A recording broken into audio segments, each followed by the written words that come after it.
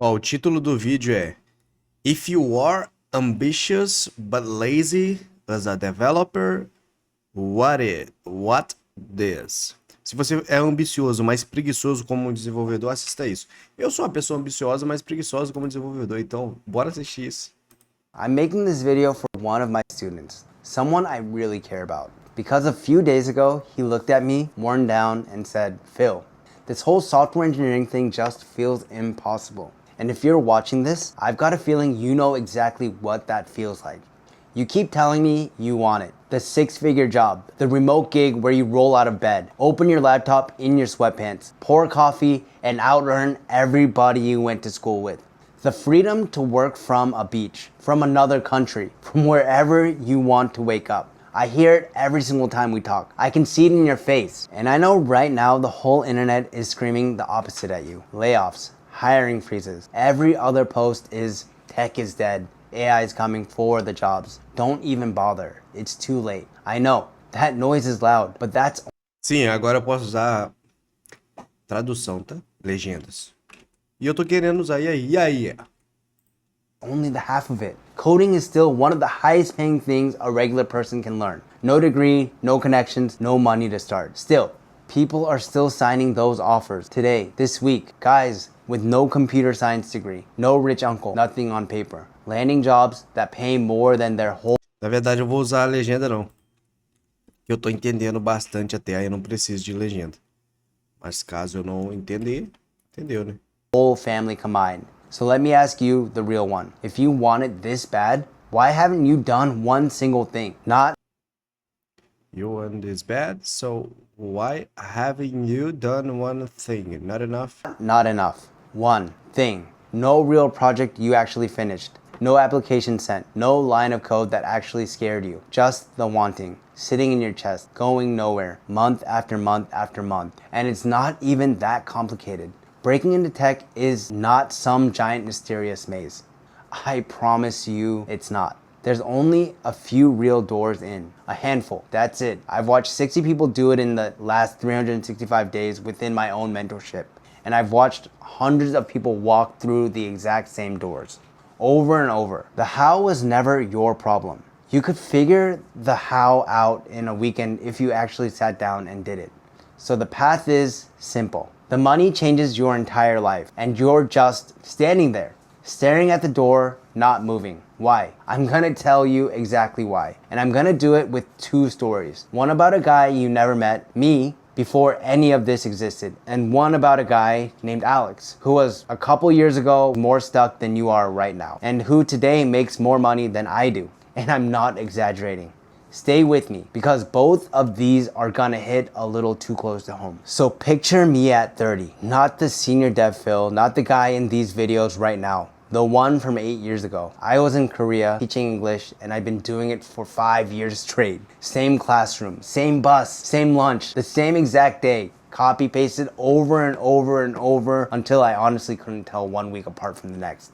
You want to know what my mornings actually look like? I'd wake up with a hangover and play Madden until the afternoon. That was the life. And I wasn't even sad. Exactly. Sad would have been at least something. I was numb, flat, just kind of gray, going through the motions, telling myself this was normal and fine and what everybody's life looked like. But underneath all that nothing, I had the exact same thing you've got right now. This big, loud ambition I was way too scared to even look at directly. I wanted more. I wanted to matter. I wanted to actually take care of the people I love instead of just scraping by and apologizing. I could feel the walls slowly closing in, and every part of me was quietly screaming, get out. Get out while you still can. I just wasn't doing a single thing about it.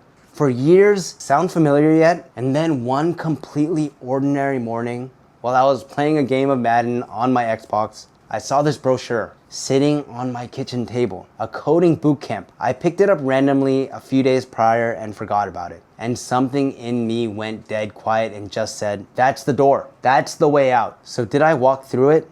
Not exactly. Not for a while. There is one more step you need to take before you go through that door. Because when I finally decided I was gonna become a developer, I didn't start by writing code. Oh no, that would have been terrifying. Instead, I started by dressing up as one. I bought the mechanical keyboard, the loud clacky one, obviously. I set up the dual monitors. I spent an entire weekend, a whole weekend, making my terminal look like something out of a hacker movie. Green text, the works. I bought a course, didn't finish it. Bought a second one because clearly the first one just wasn't the right one, right? Then I lined up a third. I had 15 tabs of documentation open at all times, and I'd lean back, look at that glowing screen full of stuff I wasn't actually reading, and get this warm little hit of, yeah, I'm doing it. I'm basically a developer now. But in reality, I wasn't doing anything. I built myself a costume, and I put that costume on every single day so I would never have to do the one job that actually mattered, which was to sit down, write ugly, broken code, watch it blow up in my face, and feel like a complete idiot. That's the real work, and I was avoiding it with everything I had. Faz muito tempo que eu não faço isso, cara. Faz muito tempo. Mano, eu quero começar, mas eu nunca começo, sei lá, a voltar a programar. Sei lá que trauma que me deu, mas era isso, velho. Eu sentava na cadeira e fazia código feio, mas eu programava. É feio, mas com o tempo vai lapidando. Que é isso, cara. E eu tenho certeza, se eu pegar pra codar aqui, fazer os códigos, fazer o sistema que eu quero fazer, eu vou, sei lá, passa 3 horas fazendo e você não sente. Você fala assim, pô, caramba, já passou tudo isso? While telling myself I was learning. And that's you right now. I say this with all the love in the world. All that stuff you're busy with, the perfect color-coded roadmap, the 10th tutorial on the same exact topic, the should I learn Python or JavaScript first debate. All that stuff you're busy with, the perfect color-coded roadmap, the 10th tutorial on the same exact topic, the should I learn Python or JavaScript first debate you've been having with yourself since spring. The setup, the note-taking. Tipo assim, na teoria eu sei tudo, tá? Eu sei tudo da teoria. Não da teoria da programação, mas na teoria. Tipo assim, é só sentar e estudar. Essa teoria, eu sei tudo. É só sentar e estudar. Só que eu não chego nesse ponto de sentar e estudar. Entendeu? A teoria, se fosse só teoria, nossa, Deus. O negócio é prática mesmo. App, the perfect focus playlist, none of it is progress. It just looks like progress, but there's no code in any of it. It's a costume you put on so you feel like you belong here. So you never have to risk sitting down and being genuinely, embarrassingly bad at the real thing. And that's your answer. That's the whole reason you haven't done anything. You're not lazy. You never were. Not for 1 second. You're scared to be a beginner. You're scared to be bad at something, even just in front of yourself. So you stay busy with the safe stuff instead. And you call it laziness because that's a whole lot easier than calling it fear. I know every inch of this because I did the same exact thing for way too long. So what finally cracked me out of it? It wasn't discipline. I'll be straight with you. I have never in my life been a naturally disciplined guy, and I still am not. What did it was the room I put myself in. Alone, in my apartment, I was useless. I'd sit down, feel the fear, rise up, open YouTube just for a second, close the laptop an hour later, hate myself a little, go to bed, and run the whole cycle again tomorrow. But the second I put myself in a room with people who were actually coding every single day, a cohort, a group chat that never went quiet, people posting their little wins and their broken builds and their 2 a.m. bug rants, everything shifted. It got weird to not ship. Everybody around me was building something. So me sitting there doing nothing suddenly felt loud. It felt embarrassing. I could physically feel it. You don't become disciplined. You become whoever you spend your time around. That's just how people are wired. All of us. And right now, be honest with yourself. The room you're in is doom posters and guys making the same tired joke about not being able to center a div. That's the air you're breathing in every single day. So of course, that's the exact energy you breathe back out. Of course you're frozen. Everybody around you is frozen too. And misery loves company. So change the room. Get yourself around people who are 1, 2, 3 steps ahead of you and actually building real things. Something in you will start wanting their respect. And the only way to earn it in a room like that is to ship. Not to have the prettiest Notion page anybody's ever seen. That one move. Just change the room you're standing in. Will do more for you than another whole year of white knuckling it alone and trying harder. And once you're in that room, do one more thing for me. Say it out loud. The day it really clicked for me, I stopped keeping my goals locked up quietly inside my own head, where I could bail on them and nobody would even know I ever flaked. Instead, I told people out loud with a date attached to it. I'm shipping this by Friday. And all of a sudden, Friday isn't about the code anymore. Friday is about not being the guy who stood up in front of everybody, made a promise, and then quietly disappeared. That fear is the rocket fuel, and it's free. I watched one of my guys do this exact thing. He was stuck for months. Beautiful plans, gorgeous roadmap, and absolutely nothing built. Nothing shipped. Not one thing. So he finally stood up in the group and gave everybody a hard deploy date. Public, out loud, nowhere left to hide. And you know what happened? He shipped it. Ugly, buggy, half the features missing, basically held together with tape, but he shipped it. First thing he'd actually finished in 8 months. I was genuinely proud of him because I know exactly how heavy that very first one feels. So that's your move. Pick one small thing, say the date out loud to people whose opinion you actually care about. Build it out where they can see it if you can. Make quitting hurt more than doing it. And then watch how fast you suddenly magically find the time you kept swearing you never had. This next part's gonna sound backwards. Are you ready? To actually get where you wanna go, you have to aim way, way, way smaller. Smaller than feels reasonable. Almost embarrassingly small. When I first started, my goal was become a software engineer. 6 figures, the title, the whole dream, all at once, right now. And every single time I sat down to work, that giant goal was standing right behind me with its arms crossed, going, "You're so far away from this. Look how far. Who do you even think you are?" It crushed me. It made me want to slam the laptop shut and go play Madden every single time. And most of the time, that's exactly what I did. It took me years to really get this. A goal only pulls you forward when some part of you actually believes you can reach it. The second it starts to feel impossible, your brain quietly checks out on you. And that checked out, heavy, I'll start tomorrow feeling, that's the exact thing you've been calling laziness this whole time. It's not a character flaw. It's not weakness. It's just your brain refusing to sprint full speed straight at a brick wall. That's actually a smart little survival feature. It's just pointed the wrong way. So I stopped trying to become a software engineer. Mano, eu tô falando. Não, agora é sério. Todo dia eu tô falando assim, vou começar. Agora eu tô no ódio. Vou começar hoje. Começar hoje a estudar de novo. Programar de novo, a fazer desenvolvimento. Vou desenvolver meus sistemas novamente. Vou começar hoje, tá? Vocês lembram quando eu me revoltei e falei que ia começar a ler livro? Tamo lendo, cara. Tamo lendo. Todo dia, 20 minutinhos no mínimo, ok? E já lemos, desde aquele dia, foram 2 livros já, inteiro. Não tem nem um mês, gente. Então, eu vou começar hoje a programar de novo, cara. Eu preciso dessa revolta, dessa virada de chave, ok? Bora terminar o vídeo do cara aqui, ó.